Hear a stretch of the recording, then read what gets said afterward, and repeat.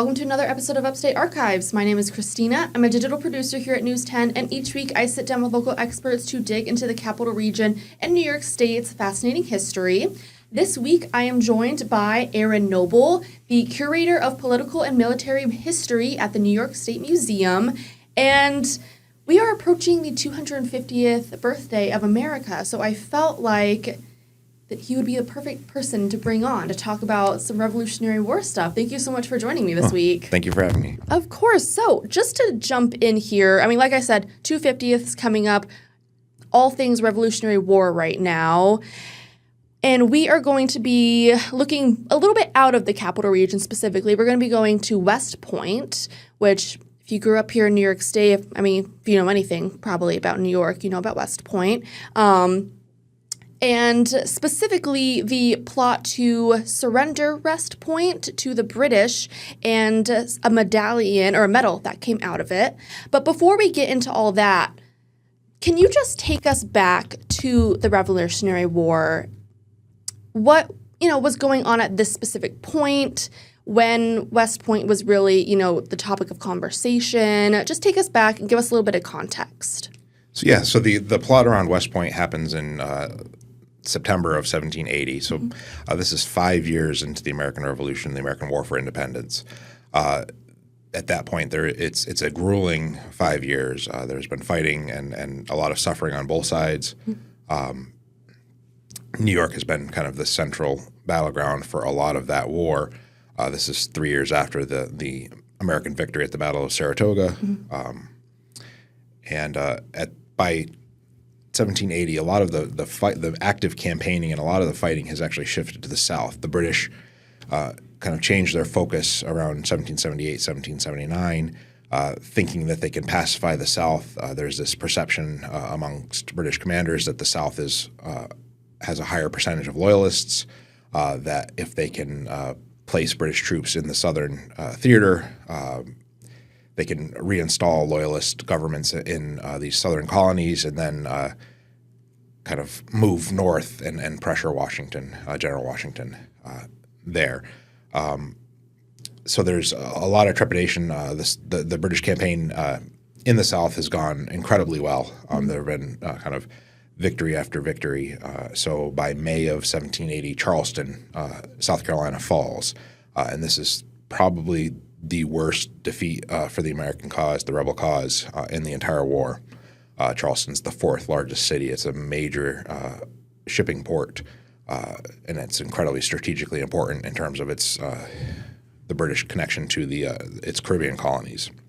So moving that to the north, West Point, the plot around West Point comes at a really pivotal time in the war for the rebel cause. Yeah, absolutely. And, you brought us here nicely to West Point. Tell us a little bit about what it looked like then. Now it's this prestigious academy. It's really beautiful. It's on the cliffside, essentially. It's just a really, beautiful place here now. What did it look like back then? What was its role? So West Point looked nothing like it does today. It is literally a series of dirt and wood fortifications. The strategic importance of West Point is the fact that this is a point in the Hudson River where the river itself makes a sharp turn, which forces ships to slow down to make that turn. This allows for the Americans to place artillery batteries on both sides of the river that can threaten British ships. They also forge a massive iron chain that they stretch across the river that would, as the ships are slowing down, the ships will get caught in the chain and then they'll be very ripe for American artillery. It is arguably the single most important fortification in the Hudson Valley at this point in the war. General Washington's troops are stationed throughout.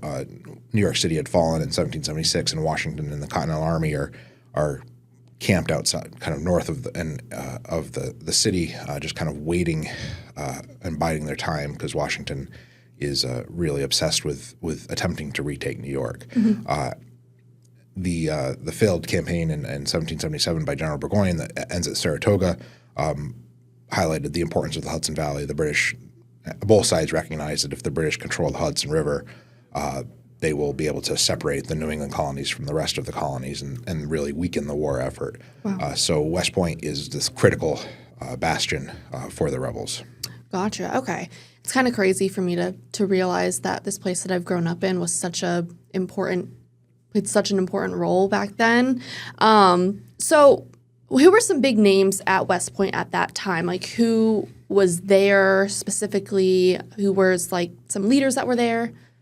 So the biggest name at West Point in 1780 is Benedict Arnold. He's a major general in the American Army. He is the hero of the Battle of Saratoga. He had been badly wounded, ensuring the American victories there. But he's also a very kind of troubled character, and we can talk a little bit more about that. But in this time, and part of the reason this plot is occurring at this time is that General Washington is on a tour of fortifications and will be at West Point in this period, in this window, which is kind of part of the reason that this plot emerges, is that the British see an opportunity not only to capture this strategic fortification, but potentially to capture the rebel commander. Mm-hmm. Gotcha. Okay. So tell us a little bit about how Benedict Arnold played a role in this plot. I mean, tell us a little bit more about his attempts to sell the fort, why, and just kind of his role here. Yeah, so Benedict Arnold had been a major figure in the war pretty much from its beginning. Mm-hmm. He, along with Ethan Allen, are responsible for the capture of Fort Ticonderoga on Lake Champlain in 1775, mm-hmm. kind of the first American victory. He commands part of the invasion of Canada in 1776, and then is wounded and is part of the retreat back after the campaign ends and New Year's Eve, 1776. As he's recovering from his wounds, he is given. He becomes the military governor of Philadelphia after the British evacuate Philadelphia, and there he's always this. He's an important and incredibly skilled field commander, but he's also incredibly, I guess, vain is the word, that he's very concerned about his status in the war and in the military and in society. He often sees other men who he sees as lesser officers being promoted above him. He feels his sacrifices and his service haven't been well rewarded by the Continental Congress or the rebel side. And in Philadelphia, he is accused, whether there's a lot of debate whether or not some of the accusations are just or not, about misusing his position to gain material benefit. He is put before a court-martial. He's ultimately is not convicted. But he sees this as a stain on his honor, and he's incredibly embittered. His wounds at Saratoga prevent him from taking an active field command at this point. So Washington is sympathetic to Arnold's plight, but also realizes that there's not a lot he can do. But he offers Arnold the command of West Point, mm-hmm. This incredibly important position. And Arnold, who had at this point begun some correspondence with British Major John Andre, who was the kind of spy master for the British Army in North America, about his potential changing sides. And it's only when he gets control of West Point that he's finally got this kind of chip that he can play that the British really covet. Right, absolutely. So is that kind of what you're referring to when you said that he was a bit of a troubled character, this sort of vanity and embitteredness, like you said? Yes, he was very proud and vain, and saw a lot of his placed a lot of importance on his kind of social status, and felt very aggrieved when he was passed over for promotions or when he was accused of profiteering from the war, which he saw other officers doing as well, and during the Battle of Saratoga, the American commander Horatio Gates had successfully taken a lot of the credit that would have been due Arnold. Gotcha. The two men did not get along, and so Gates kind of markets himself as the hero of Saratoga, and Arnold kind of feels left out of that celebratory kind of aftermath. Gates goes on and is given command of the Southern armies after Saratoga to disastrous consequence. He's actually not a very good general, and during the defeats, the American army is almost totally defeated in the South, and really puts the American cause at risk because of Gates's actions. And Arnold just kind of sees himself as someone who is being ignored and not rewarded as he should have been by the Continental Congress. Yeah. Okay. No, that makes sense. And so now he has leadership of West Point. He has this thing that he can leverage with the British. What are the British promising him that makes him want to possibly flip sides and use West Point to do that? So the British offer him a commission in the British Army as a general. They also offer him an incredibly vast sum of money that would make him incredibly wealthy. And theoretically, there would have been lands and other things that would have been, had the British emerged victorious from the war, he would have been granted large tracts of land in North America. And so he kind of sees, again, his commitment to the American cause had, I don't think, been questioned early in the war, but he sees this opportunity to really elevate his status by betraying the rebel cause, and therefore takes advantage of it in 1780. Gotcha. Okay. Well, I think this is a good time to go to a quick break. We'll be right back.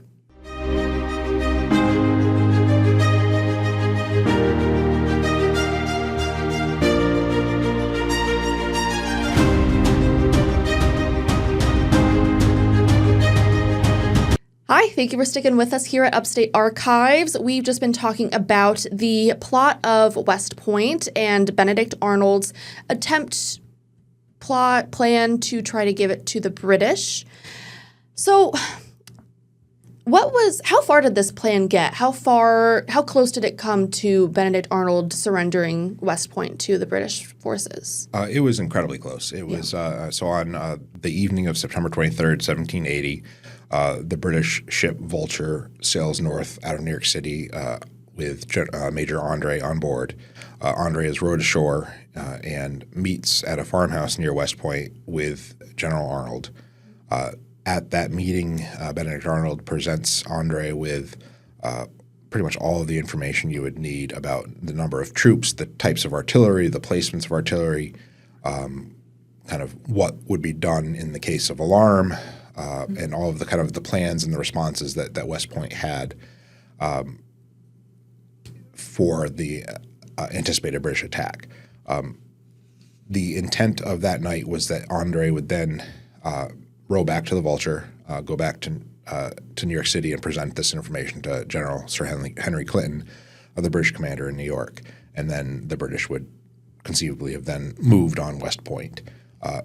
It's only through the happenstance of an American artillery unit sees the Vulture anchored in the Hudson River. They fire some cannons at the ship, and the ship raises anchor and withdraws down the river. So Andre is still on shore at this point and has no way to get back to British lines.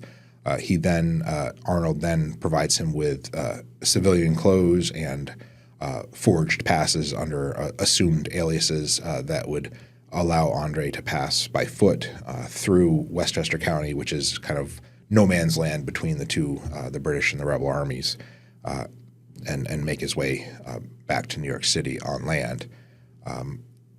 And it's that fateful decision. The papers that he's provided are tucked into Andre's boot, and it's at that point that Andre goes from being a British officer by taking off his uniform and putting on civilian clothes.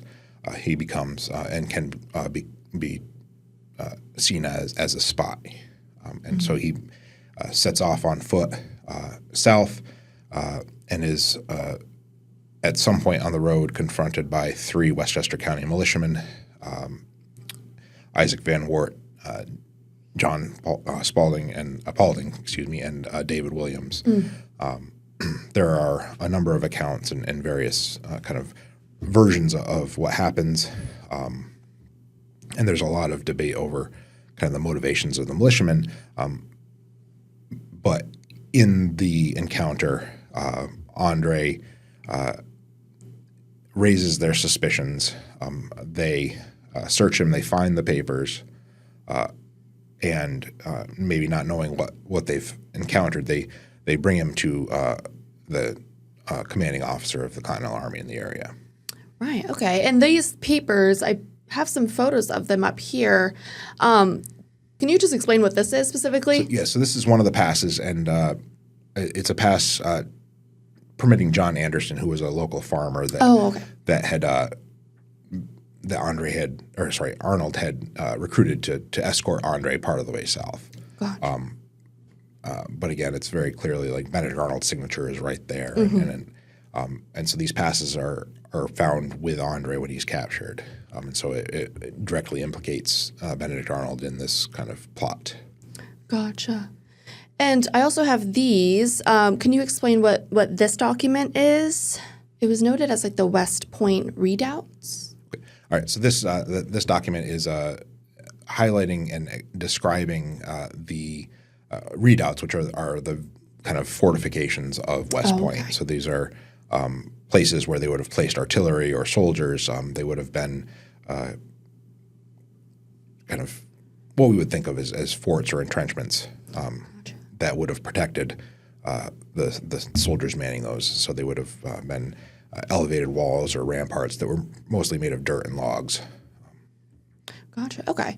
And then this is the return of ordnance. Would you be able to explain? I mean, this looks a lot different than the other documents that we just looked at.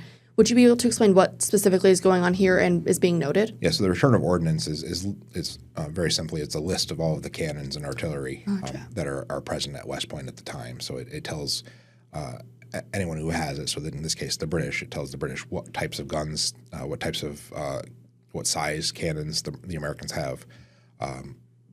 And that would help them plan kind of the ranges. They would know the ranges of the guns, the types of damage that the artillery could inflict on ships and on soldiers. So it gives them a lot of information on how they could best move against the fortifications at West Point. So, I mean, what came of Andre and Arnold specifically after they were captured? I know you kind of touched on this a little bit, but would you be able to just tell us a little bit more about what came after this plot? Yeah, so Andre is detained by these three militiamen, and the officer that takes charge of Andre sends note to West Point. Again, not realizing what they have, they send notice to the commander of West Point that they've captured a suspected British spy. Arnold gets this information and realizes that the plot has been discovered. He tells folks at his headquarters that he's going to go right out and do some inspections or kind of things that were not unusual for the commander to do. But he makes his way to the river, gets on a boat, and sails to British lines and escapes. Around this same time, General Washington makes his arrival at West Point, becomes aware of Arnold's betrayal, and is enraged by the betrayal of one of his most trusted officers. John Andre is because he had been found in civilian uniform and not in civilian clothing and not in a British uniform. He is tried by a board of officers of the rebel army. He is convicted of being a spy and is sentenced to be executed. And because he is a spy, the execution is to be carried out by hanging rather than firing squad, which would have been the typical mode of execution for an officer. By all accounts, Andre really impresses the American rebel officers, and Washington would have gladly exchanged Andre for Arnold had that opportunity been available. Certainly, Henry Clinton is kind of because so much of 18th century warfare is caught up in kind of notions of honor. Clinton doesn't particularly respect Benedict Arnold, but he, because of the commitments that the British Army had made, he is honor bound to keep those promises, and can't exchange Arnold back to the rebels and to Washington. So on October 2nd, John Andre is hung and executed near Tappan Zee in New York along the Hudson. Okay. And then what did Arnold ever come back to the U.S. after the war? So Arnold, so he becomes a British officer. He becomes a general. He leads raids. He burns several towns and villages in Connecticut along the shoreline, his hometowns. He then is given command of British troops in Virginia and conducts really devastating raids along in the Virginia countryside. He is so despised that Washington dispatches the Marquis de Lafayette with command of American troops to try and capture Arnold. He's unsuccessful. Arnold, after the British defeat at Yorktown and evacuation of New York, returns to England or goes to England and lives there the rest of his life. He's kind of a forgotten figure in British history. Wow, in British history. So he did all this and he's not even really remembered. No, and when he is remembered, he's not remembered fondly. Oh, wow. And so what came of the 3 militiamen, too, who captured them? So they are applauded by all American military and political leaders. Washington kind of holds up their kind of virtue as patriots. And in November 1782, the Continental Congress authorizes the casting of 3 silver medallions to be awarded to these individuals. The inscription reads, Amor Patria Vincit. Pardon my Latin is probably not very good, but it means love of country conquers. And then on the reverse, around the obverse, it talks about states fidelity. So it's known as the Fidelity Medallion. Each one of them the medals is inscribed to one of the militiamen for their role in their capture of John Andre. They're also given pensions and awarded land grants in New York. Wow. Is this still a type of medal that we award today, or was this only for these 3 men throughout in history? So this award it's awarded by General Washington in May of 1783 to the 3 men. So it is the 6th medal to be authorized by the Continental Congress, but it's the first to be actually produced and presented. It is the only time this medal is awarded. Wow. So it is the oldest medal to be awarded in the U.S. Army, but it's not the longest continuous. That distinction goes to the what was then known as the Badge of Military Merit, what we now know today as the Purple Heart Medal, which was presented by Washington also at Newburgh here in New York State. So New York kind of is home for both of the oldest. And then when the men died, what happened to this medal since then? That's hundreds of years ago. How did it, kind of travel through our history especially after these men died? Oh yeah, so the medals, Paulding and Williams medals were eventually donated to the New York Historical Society in Manhattan, and were on display in one of their galleries. And in the 1970s, somebody smashed the case and stole the medals along with a pocket watch that had belonged to John Andre, and those have not been seen since. And at the time, when you read the newspaper articles about this theft, the Van Wert medal is referred to as lost to history. It turns out that the Van Wert medal had passed through the Van Wert family, until the death of Faith Ray Van Wert Robinson. And in 2022, her estate contacted the New York State Museum, and per her wishes, they wanted to donate the last remaining Fidelity Medal to the museum here in Albany. Oh, wow. That's so cool. So, you have this here at the museum. You have the spy papers as well that we showed? Yeah, the spy papers are in the collections of the New York State Archives, which is one of our fellow agencies in the Office of Cultural Education. So it's a really fantastic opportunity because these 2 pivotal collections or artifacts to this incredibly important event in American history are all housed here within the walls of the Cultural Education Center. Absolutely. And I think this segues us nicely to We began this episode talking about the 250th celebration. Tell us a little bit about what the museum is doing to celebrate this birthday, and what can people go see if they're interested in learning more about the Revolutionary War at the New York State Museum. So yes, on July 1st, we will be opening a 7,000 square foot exhibition, Revolutionary New York. Wow. What I think is really cool about our exhibit is it's not just looking at the Revolutionary War, but it's looking at 250 years of revolution in the state of New York. Wow. Looking at how the ideals of the American Revolution were imperfect at the end of the war, but how they established a system that allowed for Americans to protest and push the government to bring them into the American body politic. So you have abolition and emancipation, civil rights, labor rights, environmental rights, LGBTQ rights, women's rights. Wow. All of those have kind of major revolutionary stories here in New York State. For those looking to look at the War for Independence itself, you're not going to be disappointed. As you come into the gallery, the first thing you're going to be confronted with is a 30-foot remnant of a Revolutionary War gunboat that was discovered during the reconstruction of the World Trade Center in Lower Manhattan. The Fidelity Medal will be on display. We have a pistol that the Marquis de Lafayette presented to General Washington before he returned to France.